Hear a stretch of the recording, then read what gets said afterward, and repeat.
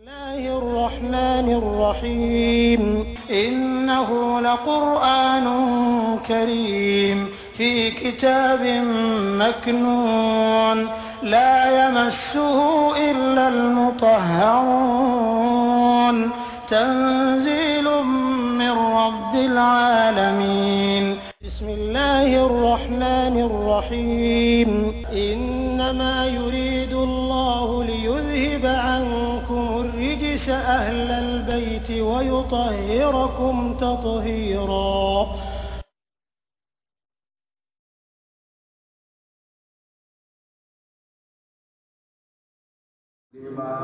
فكر بلا بين يديه في القناة نبلا عيسى من التوراة كالتوراة كما كان واليوهن علينا ركنا ذلك لكم بني إسرائيل وبرجني بعض الذي في الدولة حرما من حرم يلا عليكم ولوكا نوكا تدجويا سبابي وجيتكم علينا بلا عيسى بني إسرائيل وما بآية نتوما سبابا من ربكم وقوتي على يرى فاتقوا وسبب كسو كسرا الله ستي مسألة واتيوني وكاكوتو علينا بلا عيسى تعالى بلا عيسى تلا كان بني إسرائيل كوما أوا أقوال رسول عليه تيدي إلى بني إسرائيل كتا بني إسرائيل كوما مني موكلا تيدي كتا بني إسرائيل كوما ني موكلا لمن ينام يبي براي سورة براي سورة أقوال إني رسول إلى بني إسرائيل قال إلى بني إسرائيل كوما mais bɛɛ b'a dɔn mɔgɔ caman olu mɛnni y'o sɛnɛ olu tɛ bani Israël kaw ye diɲɛ bɛɛ les anglais les français les temps diɲɛ bɛɛ limaniyara ma ok mais est-ce que ni cira ka taa mɔgɔ dɔw tɔgɔ la ni mɔgɔ wɛrɛ sɔrɔla kɛrɛfɛ olu fana sɔnna est-ce que i ka limaniya tɛ minɛ wa dɔnnikɛlaw bɛɛ sɔnna ma ko i ka limaniya bɛ minɛ hali ni o ma ci de ma voilà hali ni ma ci i bɛ limaniya i bɛ baraji sɔrɔ i ka limaniya la et puis a bɛ minɛ fana a dalilu ka siya kuranna yɛrɛ kɔnɔ yɔrɔw la bani nabila Musa alayhi salam a ci kun ko ka taa Firawuna fɛ ko ka bani Israɛlikaw libéré o de fɔra kuranna kɔnɔ nabila Musa ci kun ye ka taa Firawuna fɛ ko ka bani Israɛlikaw bila ale ka taa n'o ye ayiwa mais Firawuna y'i borola ka taa dugusenw fɛ ka na ni kɔrɔtitigi bɔgɔden olu tun tɛ bani Israɛlikaw ye dɛ a taara kɔrɔtitigiw caman wele ko ye na ko kabako dɔ donna olu dala olu kɔrɔtitigi ninnu nalen nabila Musa y'a ta kɛtaw kɛ dɔrɔn a ye ninnu ta kɔrɔti bɛɛ kunu a ko wakarla saharatu sajidi kɔrɔtitigi ninnu bɛɛ ye sujudi bɛ yen fo ko amanna birabbi Haruna wa Musa k'olu sɔnna nabila Musa min fɔra k'o de ye tiɲɛ ye o sɔnna mais bani Israɛl Ala y'o ta n'o kɛ puis Firawuna yɛrɛ ko innahu lakabirukum allazi allamakumul sihra ko ka cɛkɔrɔba ye nabila Musa ye o kosɔn ale taara o wele ka na ko ka na ale dɛmɛ o yɛlɛmana inqalaba sihru ala sahir voilà kɔrɔti kɔseginna kɔrɔtitigi yɛrɛ ma ye ala ka faamuya ko ɲuman d'a ma nabila Musa cila ka taa bani Israɛlikaw de libéré mais mɔgɔ wɛrɛw sɔrɔla Misrankaw cɛla ni diɲɛ mɔgɔ tɔw cɛla o bɛɛ ye sujuru bɛ nabila Musa tigi ala ye mais ala y'o tanu a kan mais nabila Musa ma ci olu ma dɛ o tuma na hali ni kira ma ci ma n'i sɔnna ma i bɛ baraji sɔrɔ kumana sɔnyɛbolo ma an b'o sɔnyɛ n'i ye ala yɛrɛ kuma nabila Isa yɛrɛ kan caman ba kuranna kɔnɔ a b'a fɔ nasɔra o mot fɛn o fɛn bɛ na bani Israël ka ça concerne pas seulement mɔgɔ caman tun sɔnsɔnna mais o bɛɛ ye ansɔriw de ye o tuma ansɔriw lafuzu min bɛ na kuranna kɔnɔ a bɛ kuma chrétien bɛɛ kan a bɛ kuma mɔgɔ sɔrɔlen bɛ nabila Isa ma a bɛ kuma bɛɛ de kan o tuma ça concerne pas seulement Bani Israël o tuma lafusu mun bɛ utiliser la kuranɛ kɔnɔ n'i y'a ta o ma dɔrɔn i b'a dɔn k'a fɔ ko tiɲɛ don a kɔni cila ninnu ma mais kuranɛ yɛrɛ bɛ minnu welela ko nabila Isa labatobagaw olu bɛɛ tɛ précision t'o kɔnɔ k'a fɔ ko Bani Israël ka dama don o tuma dalilu ka ca min b'a jira k'a fɔ ko ani kira ma ci ma n'i sɔnna ko baraji bɛ sɛbɛn teliya b'o la tiɲɛ don nabila Musa cila ten de nabila Isa cila ten wa rasulan ila Bani Israila anni qad ji'tukum bi ayatin min rabbikum i m'a ye o kuma ninnu bɛ taa ka segin ko ta gɛlɛya kosɔn k'a fɔ ko tiɲɛ yɛrɛ la a nana dɛ ni nali tɛ fila a nana de fewu teliya la a ko ale bɛ o cubariya fɛn caman na an y'a bɛɛ fɔ ayiwa taamasen dɔ la kunun kuma an wulila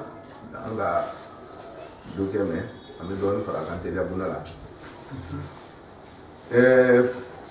a ko anni akhluqu lakum min at-tini ka hay'ati at-tayri fa anfuqu fihi fa yakunu tayran bi iznillah. Ok, a bɛ baara dɔ kɛ n'o ye kɔnɔw ka danni ye ka bɔ bɔgɔ la a ma kɛra minnu ye ni Ala ka diɲɛ kelen wa ubri'ul akma ka fiɲɛtɔw ɲɛ yɛrɛ wal abrasa ka kɔnɔtɔw kɛnɛya wa uhyil mauta ka ban ka su kelen de dɛ su caman ba de a b'u bɛɛ kunkun bi iznillah c'est-à-dire a b'o bɛɛ kɛ ni Ala ka diɲɛ ye Ala ka diɲɛ bɛ taa Ala ka segin hali b'a dɔn arabukan na ni hali n'i ye fɛn siɲɛ kelen fɔ dɔrɔn k'a tɔ atufu a la dɔrɔn a b'a bɛɛ tiɲɛ mais mun na ni taa ka segin nin ye n b'o yɔrɔ min fɔ kuma kɔnɔ n'o tɛ n'a y'a fɔ dɔrɔn ko n bɛ nin kɛ bisimilah kalas ou bien n ye nin kɛ bisimilah ani nin alors fana k'olu tɔw fana kɛra bisimilah ye ok mais mun na bisimilah bɛ taa ka segin ka sɔrɔ atufu bɛ wasa kɛ dɔwɛrɛ tɛ teliya bunda la wa unabbi'ukum bima ta'kulun wa ma tadakhiluna fi buyutikum a ma fɔ bi iznillah tɔ fila mun tɛmɛna bi iznillah répété la ye an ko même n'a ma répété même ni bi iznillah ma fɔ atufu ma yira ko iznillah de mais n'a répété la o ye ko dɔ fɔ tuguni laban ta iznillah ma fɔ a la o ko mais munna iznillah ma fɔ o yɔrɔ fana répétition mana yɔrɔ teliya fana jaabi fila teliya la baara mun kofɔla fila ka tɛmɛ ni iznillah fɔra la a tellement que adamadenw ni action a bɛ mouvement min kɛra nabila Isa a bɛ baara min kɛra ni danfɛn o danfɛn wulila k'a dɔ kɛ n'Ala ma far'i kan o bɛ kɛ Ala ye ka su kun a y'a action ninnu fila tɛna segin a kan baara mun kofɔla yɔrɔ na a kelen o kelen ni mɔgɔ y'a kɛ ni bɛ janto i yɛrɛ la dɔrɔn mɔgɔ bɛ kɛ Ala ye ka sɔrɔ i tɛ Ala ye o tuma pour ne pas que mɔgɔ hakili kana taa o côté la dɔrɔn bi iznillah bɛ répété pour que ka iznu ni sariya kɔnɔ aw k'a dɔn k'a fɔ ko nin kelen kelen bɛɛ lajɛlen n'Ala t'a tɛ kɛ o tuma na taa ka segin ni sigani min tun bɛ wuli adamadenw dusukun na k'o gɛn joona joona taakidu bɛ na o bonda o la o tuma na o ye kelen ye kɔrɔya kelen filanan tɔ ninnu na laban ta yɔrɔ la iznillah ma fɔ ye ale ka fiɲɛ ka gondola ka mɔgɔ cubara ni gondola ko dɔ ye ka fɔli dɔ kɛ ko nin ko nin bɛ ten nin ko nin o gondola ko tiɲɛ don a bɛ se ka mɔgɔ dɔ hakili talo mais o man teli ka se baara min fɔla nin fɛ et puis min ye gondola kuma fɔli ye gondola kuma dili ye min ye olu cubaraw dili ye o bɛ bɔla nabila Isa le yɔrɔ Ala le b'a dila a ma dɛ mais ale de b'o action kɛra o lakaleni min kɛ ale de b'o kɛra mais mun bɛ fɔfɔla nin kɛ olu tɛ fɔli ye dɛ olu ye kɛli de ye o ye mauta a ma kɛ komi a y'a fɔ ko n bɛ su ɲɛnamaya non a b'a ɲɛnamaya de a kana fɔ ko bon ne bɛ su ɲɛnamaya et puis ka dan foli ma foli tɛ dɛ kɛli de olu ye action ni ko akhluqukum natin a ma kɛ komi a y'a fɔ k'ale bɛ se ka bɔgɔ kɛ kɔnɔ ye k'a bila ka dan foli ma dɛ on est pratiquement o tuma a bɛ mieux min fɛn o fɛn fɔla nin olu bɛɛ tun ye kɛli de ye k'a fɔ ko ne bɛ fin dɔ ɲɛ yɛrɛ foli tɛ da la a y'a kɛ de a ye action de kɛ komi banabagatɔ kɛnɛ a ma fɔli kɛ dɛ a ye pratique de kɛ c'est à dire action de bɛ kuma na ɔ n'i y'a jateminɛ baara ninnu fan fɛ ka banabagatɔ sa e de magala ani kɛnɛya ka kɛ ko fila de c'est à dire e de magala la ani kɛnɛya ka kɛ a tɛ ɲɔgɔn ka sira la o mais munna magali in kɛra kɛnɛya ye i m'a ye c'est à dire ko dɔ lo i b'a dɔn k'a fɔ ko magali nin yɛrɛ tɛ ko wɛrɛ bɛ magali in duguma n'o tɛ dɔ bɛ magala kɛ bɛɛ bɛ magala kɛ mais ti se o ni magali lo magali kɛra e bɛ magala ne bɛ magala bɛɛ bɛ magala mais a tɛ kɛnɛya i b'a dɔn yɛrɛ ko magali action nin yɛrɛ tɛ ko wɛrɛ bɛ action nin duguma o yɔrɔ la dɔrɔn bɛɛ b'a dɔn k'a fɔ ko yɔrɔ la ni se wɛrɛ tɛ yen i tɛ se o tuma na bi izinilayi bɛ fɔra a la ye d'abord pratique do et pratique mun do a bɛ lɔn ko pratique min bɛ kɛra i bɛ se ka bɔgɔ kɛ dɛ mais a ka kɛ ɲɛnama fɛn ye tu peux pas o tuma na fɛn o fɛn bɛ fɔra o yɔrɔ tɔgɔ la olu bɛɛ baara mun do mais baara nin yɛrɛ a dulon bɛ ko wɛrɛ de la min tɛ kɛnɛkanko ye mais gondola fɔli ka kibaruya dɔ di mɔgɔ ma ko ka ko dɔ fɔ o gondo ka fɔli dale b'o pratique kɛ ka fɔ fɔliw kɛ ten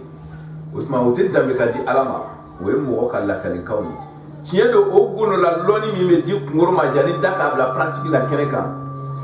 gondola lɔnni nin kɛ ala b'o di mais da min bɛna gondo in bɔrɔtɔ k'a labɔ nin o ye adamaden ka kɛwale ye o ye adamaden ka kɛwale ala t'o d'a ma a yɛrɛ ma o tuma ko sababu min k'a to izinilayi ma fɔ o laban na izinilayi bɛ fɔ tɔw la différence min bɛ ko ninnu ni ɲɔgɔn cɛ n b'o de di la ala ka faamuya o ye man d'a ma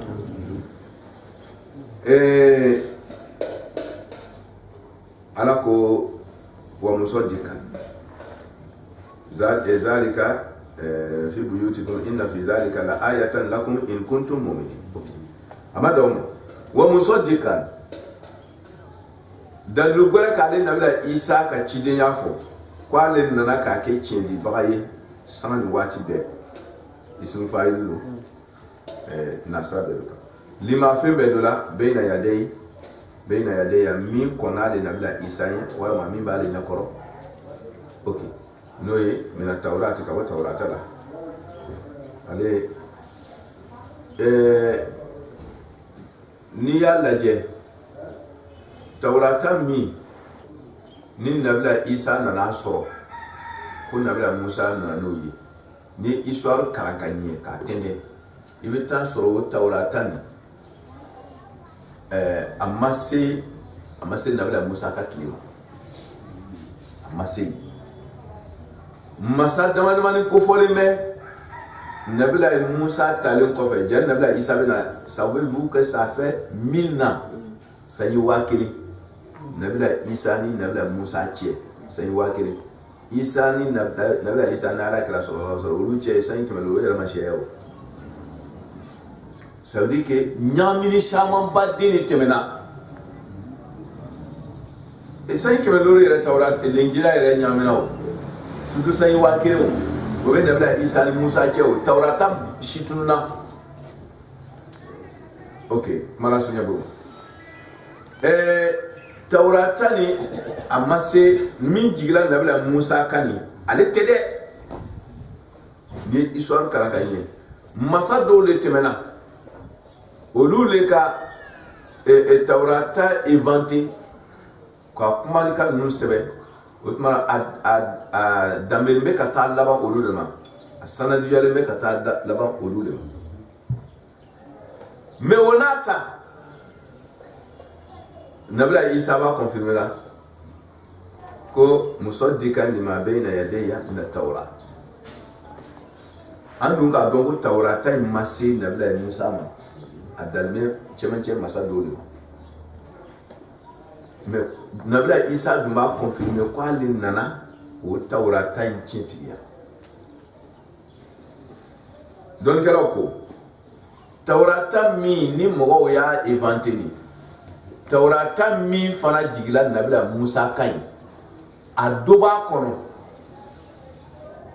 wala n'i ye Kuranɛ yɛrɛ ka ibaratu jateminɛ kɛ i bɛna o de bɛ confirmer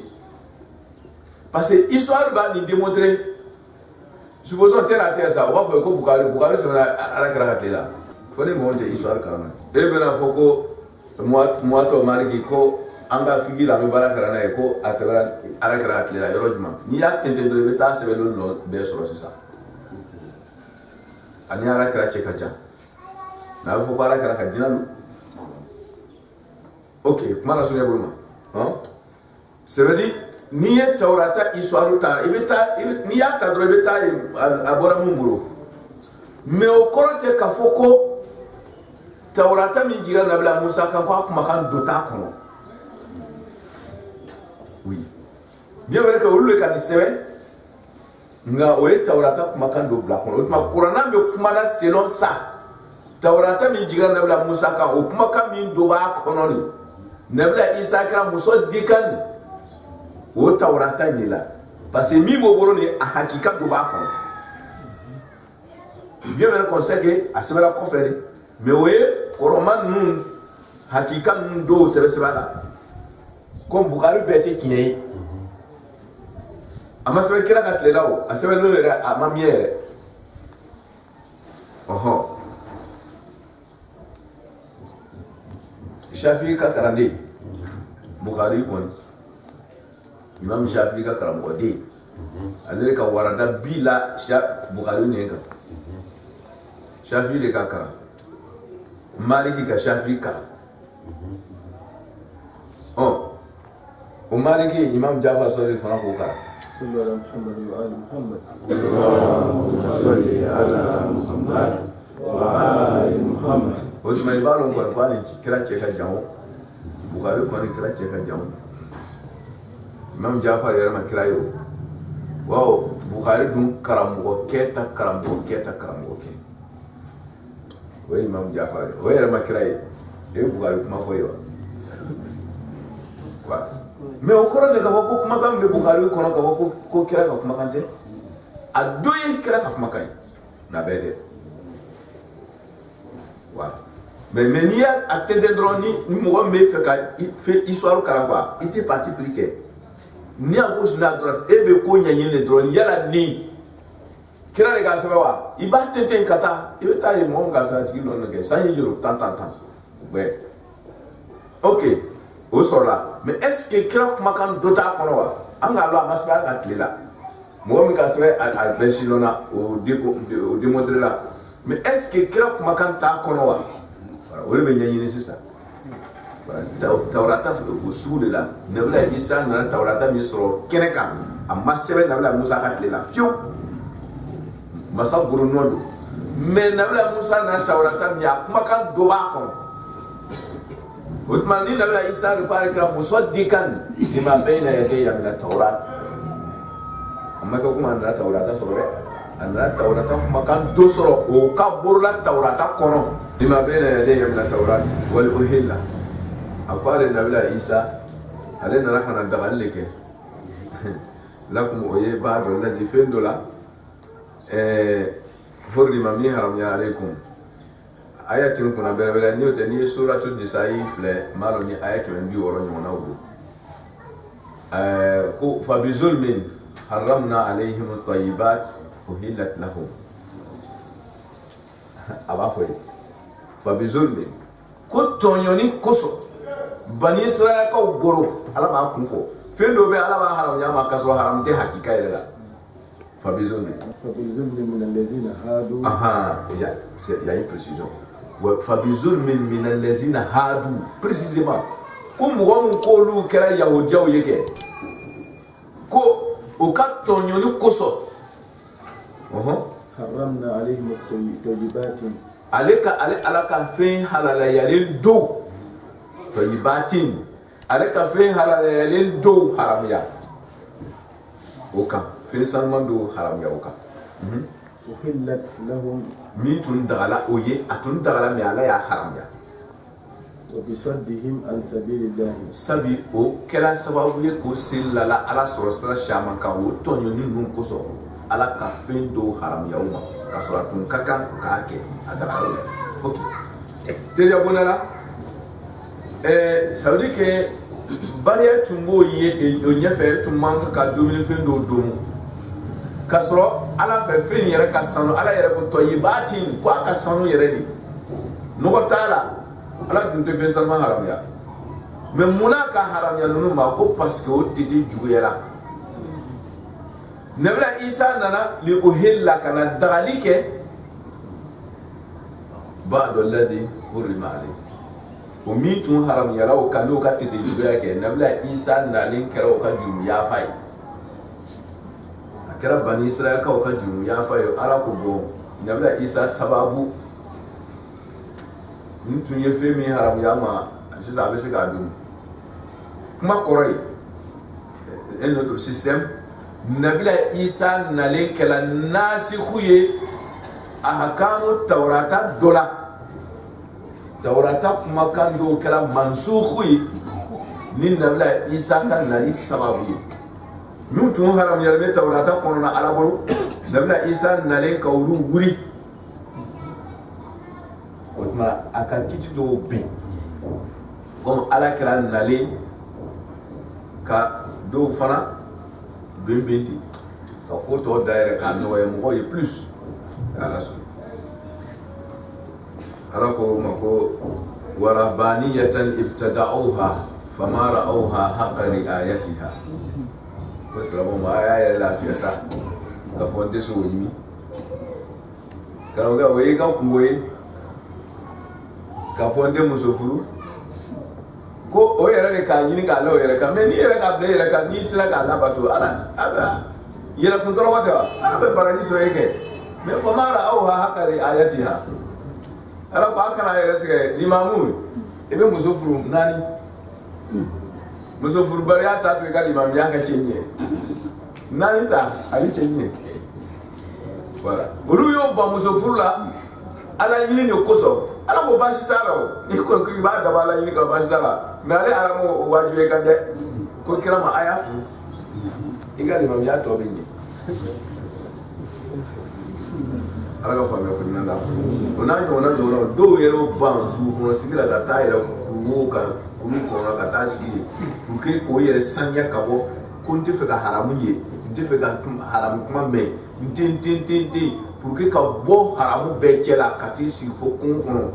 ala yini ko so ala ko te bashi o ni dan da bato de kama no ibe fe ka bato ne ke hakikara pour que kala mo ka mo shi la wore ko le bula ka ko cela ke pour ndalo mais ay jangala iga sa ko de famara o ha hakari ayati no mo jangala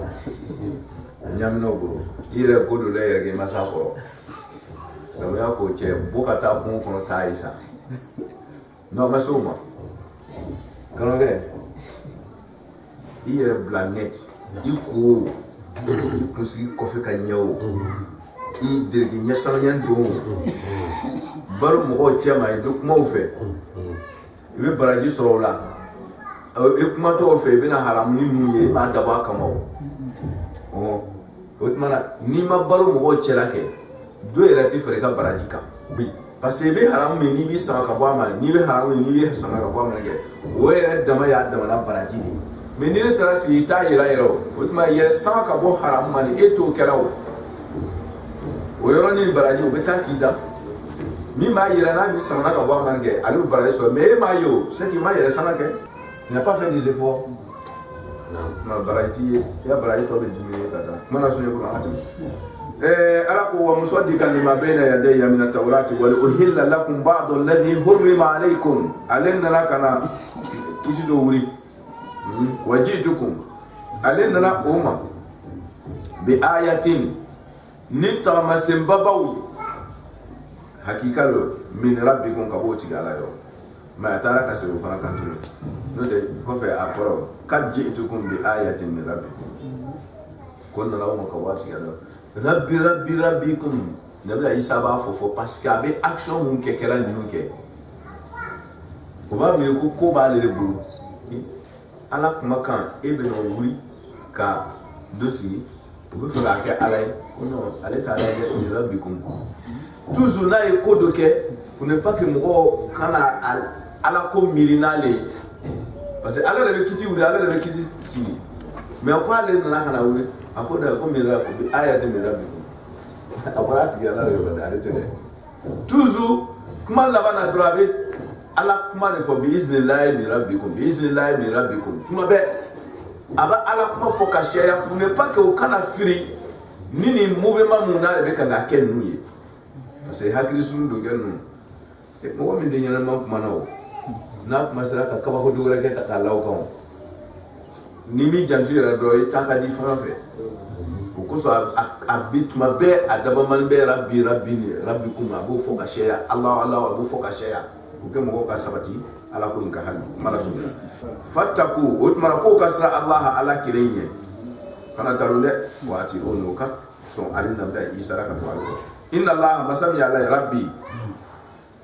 tawhidu de be fo ka shaya bo parce mo na ala lo ko na le ta ka ala ma be rabbi kuma ga shabu inna allaha ko ala rabbi wala ya le tigiye ale de tigiye de wa rabbukum aw bela jele fara tigi do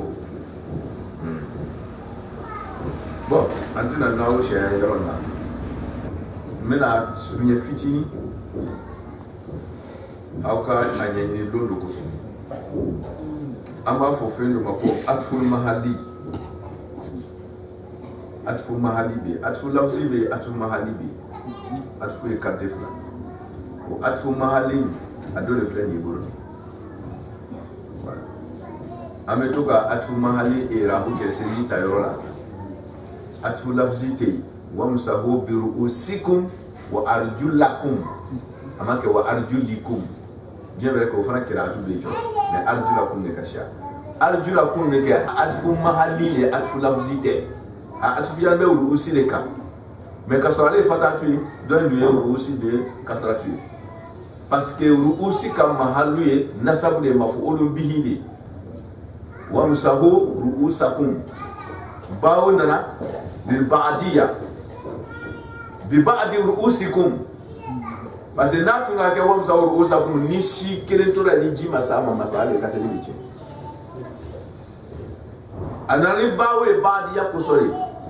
note be kalon ka ko aussi de nasabu placer là wa musawu musakum aya kuma sa wala fora mais bawo nana li baadi ya pour que ka yira ka foko ngoro bete ale mako be dole la chema bi usikum bi baadi usikum wot malakum baadi bi usikum ni jaru majruna fi mahalli nasabi maf'ul bihi nawlo mo be baado foni yitu jaru majrun be placer bala irabula shibu jumla tube mahalu bara irabula nayo biba be aussi ko aka mahalu jumla mafulu bi wamsahu ta mafulu bi okay be kala ko aussi ko nyebe fi mahal nasab mafulu bi odma arjulakum be dunga mafulu bi na fa ko mafulu bi ka bandro fatatu bi odma arjulakum fi mahal nas ma'tufun ala mahal ru'us no mafulu bi okay yoro na fa ko inna allaha rabbi inna Allah te ismu inna ya rabbi kasaratu liman ara ese inna ka kabaru be kasara ya abiba karamo inna ka kabaru te kasara ya awege mune gomo inna Allah rabb ala leti otmana akara rabbi kabo fata do matu yana kana ke kasaratu ye لاشتغال المحل بياء المتكلم يا متكلم من بعد فاول كسو ما لا سنيا ولا دو اوت مالا انك كساتو كاكي ربي يا وني كسو نو تبي بالو كوكو ابي رافو بلاصي لا اوكي انا لو يرابولا mais anaraka warabbukum atfuna warabbukum yani inna allaha rabbi o mazabami yale tigeke o allah kere nege rabbukum warabbukum odma muna make warabbikum ni kana rabbi aduna do ke wa rabbikum on do ngara kasara to do ke non wa rabbukum parce que rabbuni ale ma'tufi khabaru fulana ni ale ma'tufi mahallu rabbi parce que ale ka place yere rafudi mune ka ale jawo ya kasra ya wol mutakallimi min dunala wol ka jawo ya kasra wotma mimira atfu ale te au fleur parce que ya wota le law deuxième na ya wota le law wotma ale place de la je place ni rabbi ka place juma premier rabbi a place juma rafu wotma ale atfu place ne ka mahalu ate la souffle na tu atfu la souffle ka tu meka wala bi wotma atfu la atfu mahali mala sebe inna allaha rabbi wa rabbukum fa'buduhu aka jija ko masaba de bato aka ko to atala hada wa ala kilim bato siratun wala israye mustaqimun mitlenbe falamma ala ko tumana mina ahassa isa nabila isa nana somi minhu ale mo mal kufra kafir ala somini mi asomina boro kafir ala na kila mu macho bani israel kaw voilà ama ilmu hisulo kawasul khamsa ka konya mili somina kuna mili la hotele asomina yere de pratiquement niaka somina fenduru ni ko nunu ko ne opera kafia kan nya ya ye plo ya manga men boro sela mas sali al yere we kafia bala blasinga no ya le isa ka fadi ala kan kesi falamma tumana min ahasa isa nana somi no e donya gelen soroli minhum kabo yawjan nu yoral kufra kafiriyala isa ta fadi kul o de kafiriya qala inna isa kanto yoral sa kiye gelen ko fe man ako jole be bani israka o cela ansori no be ke alite be bayi ila allah ta'ala jome jo kale ka dinay ta ko male isa ba dara ci ka ala segere ni dinay no da ala so nyate ni dinate qala al hawariyun horon rakange horon qala al hawariyun ko geya dungew horu yere koro horu de in awafo ko horon muso nyekise kuma mun gelimbe horu yere koro yere arabu kana ke koro original ko gema parce que horon gelindo ko so horon to la ko bema ay lugar mun la sarifle horun ko horon muna horon to la ko horu ko parce que ko gema parce que horon korona gelindo ati mununa ala ko gema yo kanto gema yere physiquement fargoro tele mo mun korona gelindo te flam la kola kala hawariyuna o horon gelen mun yo kanto nahanu ko olu ansarullah